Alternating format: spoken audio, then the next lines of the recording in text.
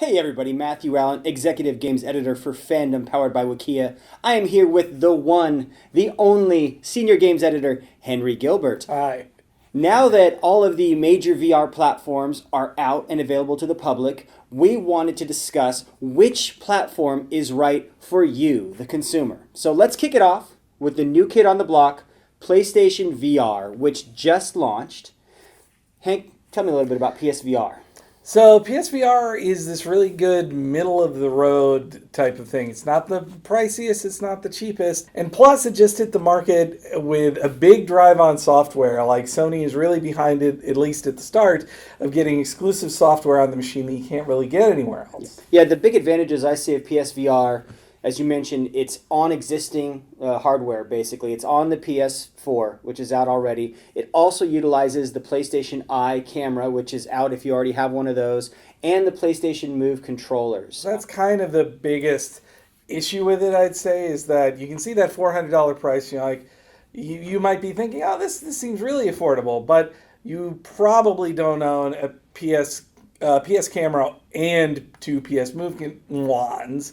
And so, you're going to have to get that $500 bundle. And then if you don't have a PS4, then it's basically the same price as just a headset of its biggest competitors. All right, let's move on to some of the other players that have been out on the market since the beginning of the year. The first up, we have the HTC Vive. It's a partnership between HTC and the folks at Valve, right? So right there you have it. It's kind of integrated with Steam seamlessly.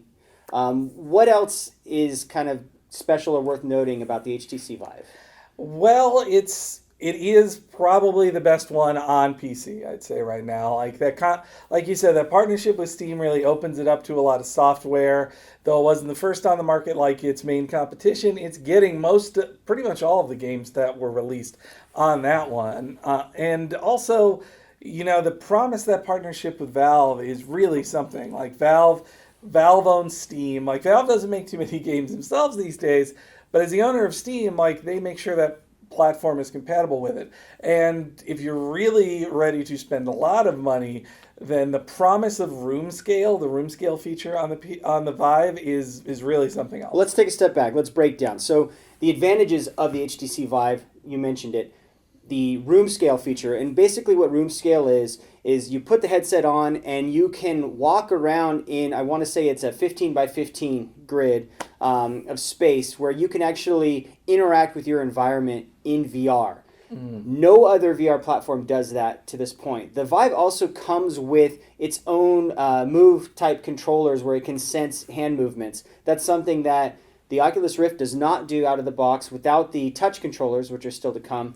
Technologically, HTC Vive is the most advanced platform, but out of the box, it's also the most expensive, right? Yeah, you are going to pay for that more advanced tech. Not to mention that not a ton of games as of yet use room scale anyway. So it's this cool feature that not many people are making stuff for. Now going on to the next PC VR platform, we have Oculus Rift. And Oculus Rift was kind of the first big VR maker to make a lot of noise in this space, And this is the company that they were kind of first to market, although they came out just barely before the HTC Vive.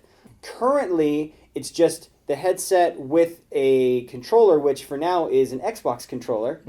But they have the upcoming Oculus Touch controllers, which are going to be released before the end of the year. Yeah. That will enable you to do some motion tracking and sense where your hands are to really have that more immersive VR experience.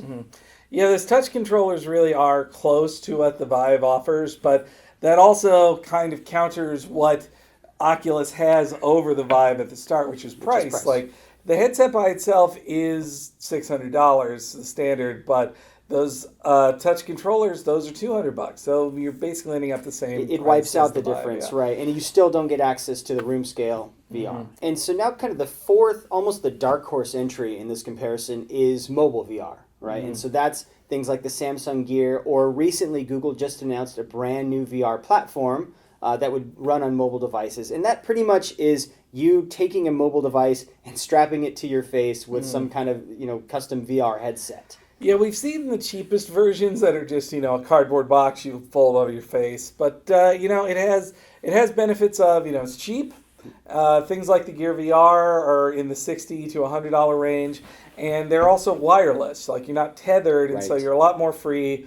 And you can hook up a controller, tight to the system with Bluetooth, but and wearing it, gives you pretty close to the experience of the other VR things, but it is having to fake it because it doesn't have all the nuance and tech in all the other machines. It's really just using your phone's camera and motion sensing to simulate that. So, based on what we know about all the various platforms, which one should people buy? I mean, I'm close to even just saying like maybe don't buy it yet if you really. I don't think the tech is really there, or the software. Like, there's just not enough compelling software yet. Yeah.